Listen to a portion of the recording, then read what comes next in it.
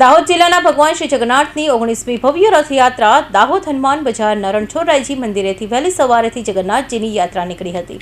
દાહોદ શહેરના હનુમાન બજાર ખાતે આવેલા શ્રી રણછોડરાયજીના મંદિરેથી ભગવાન શ્રી જગન્નાથની 19મી રથયાત્રા માટે વહેલી સવારે દાહોદ જિલ્લાના સાંસદ જસવંતસિંહ ભાભોર, કલેક્ટર સુરભી ગૌતમ, જિલ્લા પ્રમુખ સ્નેહલભાઈ ધરિયા, ધારાસભ્ય કનૈયાલાલ કિશોરી, જિલ્લા પોલીસ વડા જયદીપસિંહ ઝાલા, સુધીર લાલપુરવાલા તેમજ કમલેશ રાઠી, લલિત પ્રજાપતિ, વિજલ ભરવાડ, અન્ય નેતાઓ રણછોડરાયજીના મંદિરે ઉપસ્થિત રહ્યા હતા।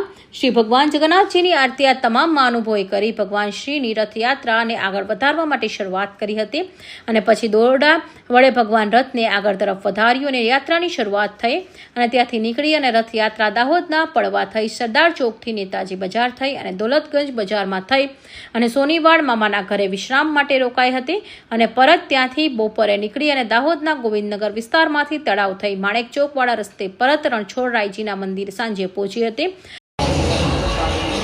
આજરોજ ભગવાન જગન્નાથજીની 19મી રથયાત્રા સવારે 9 વાગે મહાનુભાવના પહેલ વિધિ પછી સમયસર નીકળી ગઈ છે। હમણાં હાલમાં 12 વાગે વિસામા પર પહોંચવાની તૈયારીમાં છે।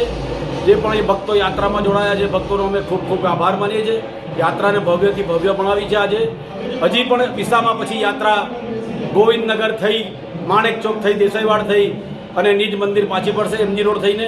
હજી ભક્તોને અપીલ કરીએ છીએ કે બધા જોડાય ભક્તો અને યાત્રાને ભવ્યથી ભવ્ય કરે। જય જગન્નાથ। આપનું નામ? કમલેશ રાઠી, જગન્નાથજી યાત્રા કન્વીનર। રથયાત્રા માટે દાહોદ જિલ્લા પોલીસ ચાંપતો બંદોબસ્ત રાખ્યો હતો અને કોઈ પણ અનિચ્છનીય બનાવ ન બને તેમ પૂરેપૂરી તકેદારી રાખી હતી। ત્યારે રથયાત્રામાં ઝાંખીઓ આકર્ષણનું કેન્દ્ર બની હતી।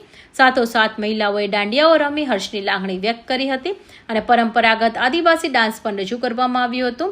આ રથયાત્રામાં ખૂબ મોટી સંખ્યામાં લોકો જોડાયા હતા। સુરેશ કાપડિયા, કેમેરામેન સિતીશ કાપડિયા, દાહોદ।